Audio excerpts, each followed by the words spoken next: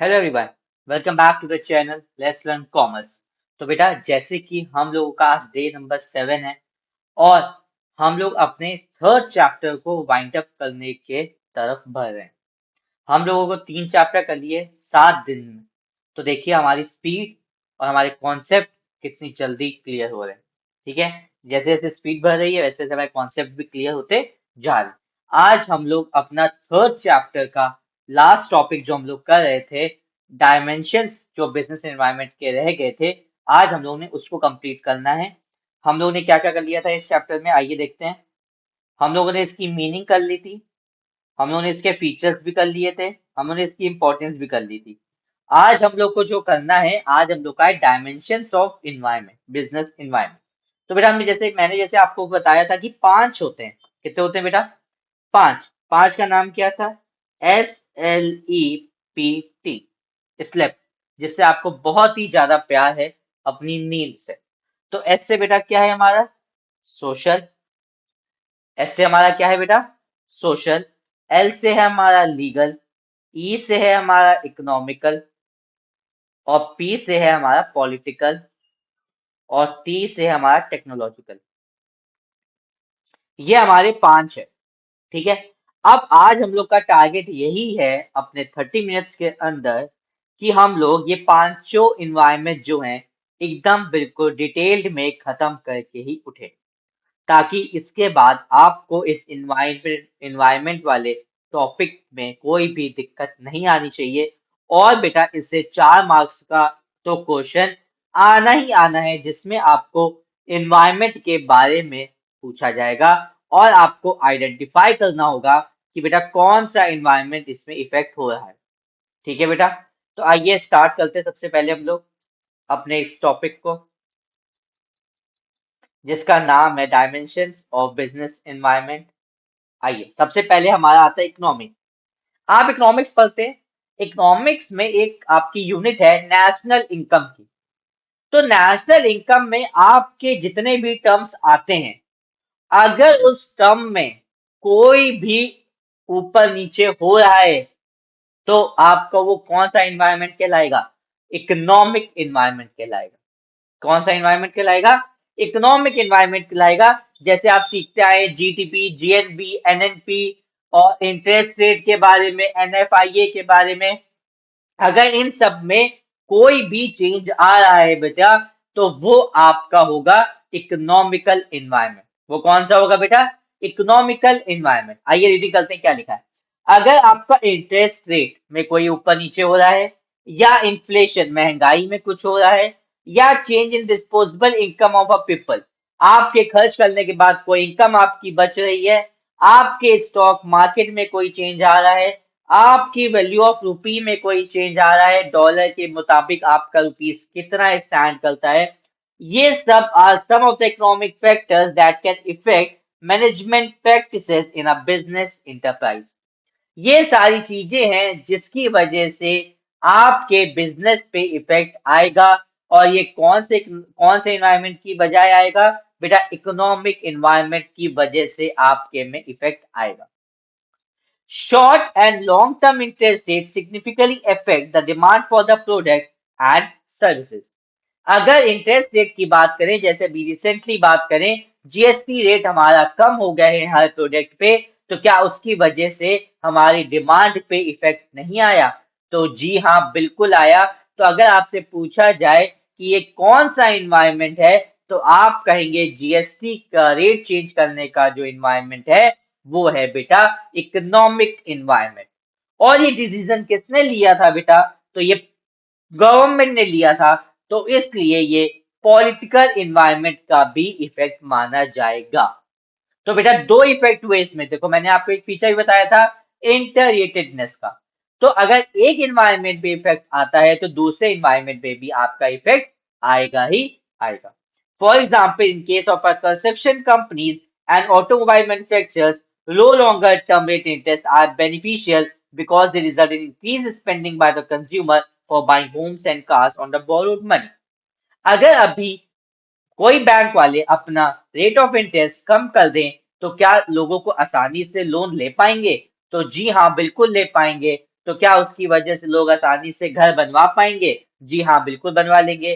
क्या आपकी उसकी वजह से क्या आप आराम से कार खरीद लेंगे? जी हाँ, आप बिल्कुल आराम से खरीद लेंगे। तो ये कौन सा एनवायरनमेंट हुआ बेटा? ये हुआ हमारा इकोनॉमिक एनवायरनमेंट। एक और एग्जांपल दिया है। Similarly, a rise in the disposable income to the increase in the GDP creates increasing demand for the product. जैसे जैसे लोगों की इनकम बढ़ेगी, वैसे वैसे हमारी डिमांड भी इंक्रीज होगी। तो डिस्पोजेबल इनकम जो हमारी इंक्रीज होती है, वो जीडीपी की वजह से होती है। ये आपने इकोनॉमिक्स में पढ़ा होगा।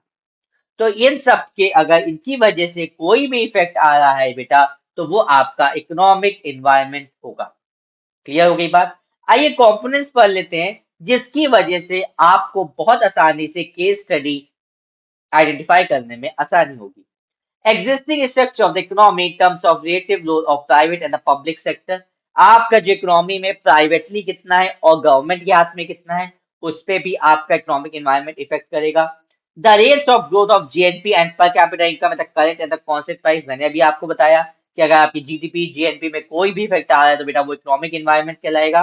Rates of saving and investment, कितना लोग सेव कर रहा है, कितना लोग इन्वेस्ट कर रहा है। इन्वेस्ट करेगा तो स्टॉक मार्केट में इफेक्ट आएगा, आपकी इकोनॉमिक ग्रोथ पे इफेक्ट आएगा, तो वही आपका इकोनॉमिक एनवायरनमेंट कहलाया जाएगा।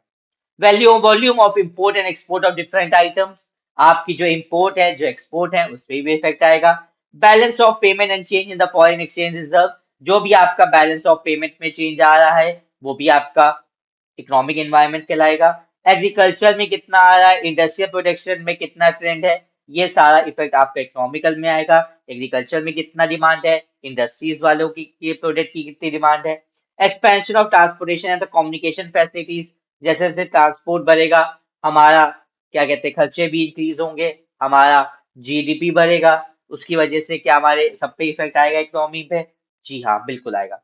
Money supply in the economy, money में कैसे सप्लाई है भाई, आरबीआई की क्या रेट, क्या आपकी रेपो रेट चल रहा है, क्या आपका रिवर्स रेपो रेट चल रहा है, क्या बैंक रेट चल रहा है, मनी सप्लाई आपकी इकोनॉमी में कितनी है, क्या इन सब पे कोई इफेक्ट, बिल्कुल इकोनॉमी की पे इफेक्ट आएगा? जी हाँ, बिल्कुल आएगा। पब्लिक डेट, आपने उधार कितना पब्लिक को दे रखा है। Plan outlay the private and the public sectors. तो ये सारी आपकी चीजें हैं जिसकी वजह से आपका इकोनॉमिक एनवायरनमेंट में इफेक्ट आएगा बेटा। ये पूरा मैंने आपको उससे उठा के दिया है एनसीईआरटी से। तो इसके में अगर आप इसमें से कोई भी वर्ड अगर आपको उसमें केस स्टडी में मिलता है, तो आंख बंद करके बेटा आप इकोनॉमिक एनवायरनमेंट लिखकर आ जाइएगा। क्लियर होगी बात? आपके ये जो 8-10 पॉइंट लिखे हैं ये, और ये जो मैंने आपको मैं हटा देता हूँ, ये जो मैंने आपको जो रेड पेन में लिखा है ना, ये सब चीजें भी आपकी बहुत ज्यादा इंपॉर्टेंट है, जिससे आपको आसानी होगी बेटा केस को आइडेंटिफाई करने में। ठीक है? तो अब आइए आगे बढ़ते हैं। अपना सोशल इन्वायरमेंट, ये भी बहुत इंपॉर्टेंट है। सोशल का मतलब बेटा होता है सोसाइटी से रिलेटेड। किससे बेटा रिलेटेड? सोसाइटी से रिलेटेड। अभी मैंने आपको जो, अगर आपने मेरी पहली वाली इसकी क्लास देख रखी है, तो मैंने आपको एक एग्जांपल दिया था डैमेज जीन्स का। तो बेटा जैसे कि आपने डैमेज जीन्स की आपकी बहुत ज्यादा डिमांड थी, आपकी रेडीमेड की शॉप है, आपने एकदम से मंगवा लिया, आपने कहा 100 जीन्स से आप भिजवा दीजिए। 4 दिन में आपके पास माल आया और पता चला कि 6th डे पे पूरा ट्रेंड चेंज हो गया, अब कोई भी डैमेज जीन्स नहीं मांग रहा है। तो क्या बेटा इसकी वजह से आपके में इफेक्ट आया? तो बेटा ये क्यों इफेक्ट आया? क्योंकि सोसाइटी ने अपना जो अपनी प्रेफरेंस थी, अपनी डिमांड थी, वो चेंज कर दी। तो जब सोसाइटी ने चेंज कर दी, तो बेटा ये कौन सा एनवायरनमेंट हुआ बेटा? आपका सोशल एनवायरनमेंट हुआ। आइए देखते हैं क्या बोल रहे हैं ये। The social environment, the social environment of business include the social forces like customs and traditions, values, social trends, society expectations from the business। अब आइए क्या क्या एग्जाम्पल लेके क्या लिखा है। Tradition defines social practices that have lasted for decades or even centuries। क्या आपने सुना होगा बेटा, दो चार चीजें आपने सुनी होंगी अगर आप थोड़ा सा मार्केट वार्केट में जाते हैं, कि भैया सहलके चल रही हैं। व्हाट डू मीन बाय सहलके? सहलकों का मतलब होता है बेटा शादियां आ रही हैं। तो शादियां आ रही हैं, तो क्या शादी से रिलेटेड सारी चीजें क्या बिकेंगी? जी हाँ, बिल्कुल बिकेंगी। तो ये कौन सा एनवायरमेंट है बेटा? ये ट्रेडिशन है, ये रिचुअल्स है, ये कस्टम्स है। तो ये कौन सा एनवायरमेंट कहलाएगा बेटा? सोशल एनवायरमेंट कहलाएगा। एक और चीज आपने ईद आ रही है भाई, ईद का मतलब क्या है कि ईद में बहुत सारी नई चीजें लोग घर में लाता है और शॉपिंग भी अच्छे से करता है। तो क्या ईद आती है तो क्या हमारी सारे प्रोडक्ट्स की डिमांड उनकी इंक्रीज हो जाती है? जी हाँ, बिल्कुल हो जाती है।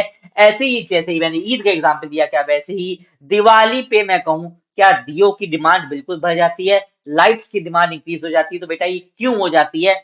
ये सोशल एनवायरनमेंट है, क्योंकि कस्टम, ट्रेडिशंस और वैल्यूज से रिलेटेड है। ये कस्टम्स सोसाइटी जो है वो उसके अकॉर्डिंग अपने कस्टम्स के, अपने वैल्यूज के, अपने ट्रेडिशंस, अपने रिचुअल्स के अकॉर्डिंग अपनी डिमांड को क्रिएट करते हैं। तो बेटा ये क्या होता है? ये है हमारा सोशल एनवायरनमेंट। फॉर एग्जाम्पल देखिए यही दे रखा है, the celebration of Diwali, Eid, Christmas and the group parv in India provide significant financial opportunities for gifting card companies, sweets और कन्फेक्शनरी मैन्युफैक्चरर्स, टेलरिंग आउटलेट, भाई लोग नए नए कपड़े सिलवाता है, and many other related business. Values refers to concept that society hold in high esteem. आपके जो संस्कार हैं वो सारी चीजें भी आपकी सोशल एनवायरनमेंट में आ जाती हैं। आइए इसके कंपोनेंट्स पर लेते हैं जिसको आपको आसानी होगी केस स्टडी को पहचानने में। Attitude towards the product innovations, आप जैसे जैसे नए नए प्रोडक्ट आएंगे, इनोवेशन आएंगे, लाइफ स्टाइल इंक्रीज होंगी, ऑक्यूपेशन डिस्ट्रीब्यूशन होगा, कहाँ कहाँ आप रह रहे हैं उसके अकॉर्डिंग कस्टमर की प्रेफरेंस, अभी मैंने जैसे आपको डैमेजेस का एग्जांपल दिया। Concern with the quality of life, बेटा लोग इसका ये बहुत इंपॉर्टेंट है, लोग आजकल हेल्थ कॉन्शियस हो गए हैं। तो बेटा ये भी कौन सा एनवायरनमेंट है? ये भी आपका सोशल एनवायरनमेंट है। लोग अपनी हेल्थ के बारे में सोचने लगा है, वो ऐसी प्रोडक्ट की डिमांड कर रहा है जिससे उस पे हेल्थ पे इफेक्ट नहीं आए। लाइफ एक्सपेक्टेंसी, भाई लोग कहता है आओ अपनी लाइफ के बारे में सोचना है, इसीलिए तो वो हेल्दी प्रोडक्ट खाने पे ज्यादा फोकस करते हैं। Expectations from the work force, आप जो साथ में लोग काम कर रहे हैं तो क्या वो भी आपके पर्सनल ऑब्जेक्टिव्स, आपको मैंने सबसे फर्स्ट चैप्टर में पढ़ाए थे, तो क्या वो भी तो एक सोशल इन्वायरमेंट है? अगर आप सोसाइटी से जुड़े रहेंगे तो क्या आपको इफेक्ट बिल्कुल उसका मिलेगा? जी हाँ, बिल्कुल मिलेगा।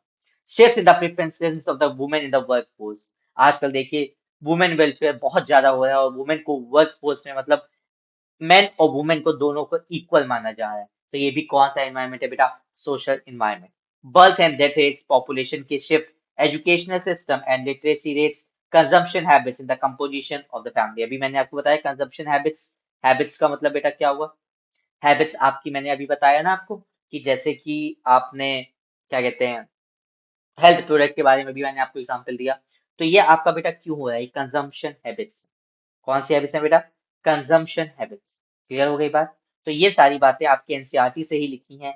तो इससे में अगर आपको कोई भी केस स्टडी बनती है तो बेटा वो आप बहुत ज्यादा ध्यान से रखिएगा, आंख बंद करके उसमें सोशल एनवायरनमेंट टिक कर दीजिएगा। सोसाइटी से रिलेटेड अगर आपको कुछ भी लग रहा है तो आपको हो सकता है मे बी ये दो इन्वायरमेंट आपको क्लियर हो गए हों। आइए थर्ड इन्वायरमेंट की ओर बढ़ते हैं। बाय टेक्नोलॉजी यू नो कितनी रैपिडली चेंज हो रही है। लोग पहले क्या क्या एग्जाम्पल लेते हैं, recent technology advance in the computers electronics have modified the ways in the which companies. अभी आपने कार देखी होगी XEV9, XE9 वाली, XEV9 जो भी आई है अभी महिंद्रा की।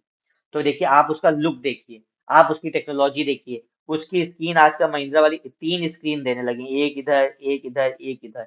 तो बेटा ये सब क्या है? आपका टेक्नोलॉजी तो है। आपकी इलेक्ट्रिक कार आ गई हैं, तो ये भी आपकी क्या है बेटा? टेक्नोलॉजी ही तो है। Advertise their product. Shifts in demand from the vacuum tubes to the transistor, steam locomotive to diesel and electric engine, fountain pen से ball point, propeller से airplane to jet, typewriter से computer based word processor have all been responsible in creating the new business. पहले कहाँ आपने सोचा था कि आप डिजिटली पे करेंगे, लेकिन आज देखिए पूरा ऑनलाइन डिजिटल पेमेंट हो गया है और सब कुछ ऑनलाइन होने लगा है ओवर द इंटरनेट। तो बेटा ये भी एक क्या है? टेक्नोलॉजी ही तो चेंज हो रही है। बात समझ में आ रही है? अब आइए मीनिंग पढ़ते क्या लिखा है। Technology environment include forces related to the scientific improvement and innovations which provides new ways of producing goods and services and new methods and techniques of operating a business. एक नया तरीका प्रोडक्ट को बनाने का, एक नया तरीका सर्विस को देने का, एक नया तरीका आपको बिजनेस चलाने का, ये सब सारी तरीके कौन से होंगे बेटा? टेक्नोलॉजिकल होंगे। कौन से होंगे बेटा? टेक्नोलॉजिकल होंगे। आइए आगे बढ़ते क्या लिखा है। पॉलिटिकल एनवायरनमेंट,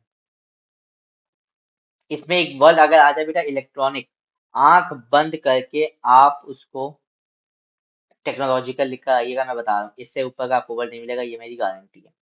पॉलिटिकल इन्वायरमेंट का मतलब होता है बेटा आपके जो कंट्री में इन्वायरमेंट, आपकी कंट्री में जो गवर्नमेंट है उसका क्या रोल है आपकी कंट्री में। तो गवर्नमेंट कैसे अपने देश को चलाना चाहती है वो होगा पॉलिटिकल इन्वायरमेंट। अभी मैं जैसे एग्जांपल लेता हूँ इंडिया का, अगर यहाँ पे बीजेपी मोदी जी की सरकार चल रही है तो अभी तो सारा कुछ मोदी जी के अकॉर्डिंग हो रहा है। अभी 29 में इलेक्शन है, अगर मोदी जी हार गए, अगर कांग्रेस आ गई या कोई महागठबंधन की सरकार आ गई तो क्या बेटा बहुत ज्यादा इफेक्ट्स आ जाएंगे इंडिया पे। तो जी हाँ, बहुत सारे इफेक्ट्स आएंगे क्योंकि ये अपनी आइडियोलॉजी से चला रहे हैं अपने इंडिया को, वो अपनी आइडियोलॉजी से चलाएंगे इंडिया को। क्लियर होगी बात। तो डिपेंड करता है, और रिलेशन हमारे दूसरी कंट्री के साथ कैसे हैं, ये सारी बातें होती हैं जिससे हमारा इफेक्ट आता है अपने बिजनेस इन्वायरमेंट पे। तो पॉलिटिकल इन्वायरमेंट मतलब सरकार से रिलेटेड है बेटा, इंक्लूड पॉलिटिकल कंडीशन है, जैसे अंदर स्टेबिलिटी कितनी है और पीस कितना है कंट्री में, और स्पेसिफिक एटीट्यूड्स क्या है, एटीट्यूड क्या है इलेक्टेड गवर्नमेंट रिप्रेजेंटेटिव का अपने बिजनेस के थ्रू। जैसे मोदी जी बिजनेस को बहुत ज्यादा आगे बढ़ाना चाहते हैं, बहुत सारी वो स्कीम्स लेकर आना चाहते हैं, वो एंटरप्रेन्योर्स को पूरा सपोर्ट करते हैं। तो इसका मतलब क्या है, वो जो इलेक्टेड गवर्नमेंट रिप्रेजेंटेटिव हैं, वो जो उनका एटीट्यूड है वो बिजनेस को बढ़ाने का है ना कि घटाने का। The significance of political conditions in the business success lies in the predictability of the business activities under stable political conditions. आपको पता है अभी तो बीजेपी बहुत ज्यादा सपोर्ट कर रही है, लेकिन कहीं ना कहीं डर भी है कि अगर मोदी जी चले गए तो क्या होगा। On the other hand, there will be uncertainty of the business activities to the political unrest and threats to law and order. जैसे मैंने अभी आपको एग्जांपल दिया। तो political stability does build up confidence among the business people to invest in the long-term projects of the country for the growth of the economy. तो आपको पता है कि अगर मोदी जी अब आ गए हैं, 10 साल कहीं नहीं जाएंगे, तो आप एकदम बेफिक्र होकर रहे, आप अपना काम करते रहेंगे ताकि 10 साल में आप अपना बिजनेस खड़ा कर सकें। तो आपकी अगर पॉलिटिकल स्टेबिलिटी है तो कोई दिक्कत नहीं है, लेकिन अगर पॉलिटिकल स्टेबिलिटी नहीं है, मतलब हर साल हर 5 साल में अगर आपकी सरकार चेंज हो रही है तो आपको उसके अकॉर्डिंग काम करना पड़ेगा। आइए देखते हैं क्या लिखा है। प्रीवेलिंग मेजर एलिमेंट्स क्या है, प्रीवेलिंग पॉलिटिकल सिस्टम आपका कैसा है। Politicization of the business and economy, politicization मतलब कि जो पॉलिटिशियंस हैं उनका एटीट्यूड टुवर्ड्स द बिजनेस और इकोनॉमिक इश्यूज क्या है, उनकी आइडियोलॉजी कितनी है मेजर पॉलिटिकल पार्टीज की, उनका प्रोफाइल कैसा है, लीडरशिप उनकी कैसी है, और उनकी पॉलिटिकल पर्सनालिटी कैसी है, लेवल ऑफ पॉलिटिकल मोरालिटी, वो कितने का मोरालिटी आपको कितना साथ देते हैं कितना साथ नहीं देते हैं, आपकी जो एजेंसीज हैं वो कितना आपको साथ देती हैं, उनकी ideologies practices of the ruling party, और आपका गवर्नमेंट का इंटरवेंशन बिजनेस में कितना है, और relationship of our country with the foreign countries. ये सारी बातें अगर गवर्नमेंट से रिलेटेड, अगर आपको केस स्टडी में अगर गवर्नमेंट वर्ड मिलता है तो आंख बंद करके आप पॉलिटिकल लिखाइएगा, लेकिन आप ये देख लीजिएगा गवर्नमेंट का अगर वर्ड किसी एक्ट के थ्रू है तो बेटा वो लीगल हो जाएगा। अगर गवर्नमेंट के लीगल की वजह से अगर किसी इकोनॉमी पे इफेक्ट आ रहा है तो वो इकोनॉमिक हो जाएगा। तो आपको ये भी ध्यान रखना है, अगर तो सिर्फ गवर्नमेंट वर्ड यूज किया है तब तो पॉलिटिकल होगा, लेकिन गवर्नमेंट के साथ अगर एक्ट भी आ रहा है तो वो लीगल हो जाएगा, अगर गवर्नमेंट के साथ इकोनॉमी आ रहा है तो वो इकोनॉमिकल हो जाएगा। क्लियर हो गई इतनी बात बेटा। चलिए हमारे लास्ट आ गए, बहुत जल्दी पे आ गए हम लोग, लीगल पे आ गए बेटा। लीगल, लीगल का मतलब बेटा क्या है, लॉ। क्या है बेटा ये, लॉ। अगर आपको वहां पे कोई लॉ की बात करता है या कोई एक्ट की बात करता है तो आपका वो कौन सा एनवायरनमेंट होगा बेटा, लीगल एनवायरनमेंट होगा। तो अगर, और अगर किसी की वजह से कोई, किसी अथॉरिटी ने अगर कोई जजमेंट पास कर दिया है, जजमेंट पास कर दिया तो बेटा वो भी लीगल में ही आएगा और कहीं नहीं जाएगा, ध्यान रखिएगा बेटा ये बात। ठीक है। Legal environment include various legislations passed by the government, administrative orders issued by the government authority, court judgment, as well as decision rendered by the various commissions as agencies at the every level of the government, या तो central हो या तो state हो या तो local हो। जैसे मैंने अभी आपको बताया कि अगर किसी अथॉरिटी ने या गवर्नमेंट के थ्रू किसी भी कोर्ट ने अगर कोई ऑर्डर प्लेस कर दिया है तो वो आपका किस में आएगा बेटा, लीगल इन्वायरमेंट में। अब आपको एग्जांपल देता हूँ, जैसे for example the advertisement of the alcoholic beverages is prohibited. बेटा ये क्यों है कि आप कोई भी अल्कोहल को आप एडवर्टाइज नहीं कर सकते, लेकिन जो मैकडॉवेल नंबर 1 है वो कहती है हम अपनी अल्कोहल को नहीं करते हैं, हम अपनी नंबर 1 यारी को हम प्रमोट करते हैं। क्लियर होगी बात। Advertisement including packets of cigarettes carry the statutory warning cigarette smoking is injurious to health. एक आपका केस स्टडी आती है या आपका एमसीक्यू आता है कि क्यों सिगरेट के पैकेट्स में लिखा होता है cigarette smoking is injurious to health. बताइए कौन सा एनवायरनमेंट है।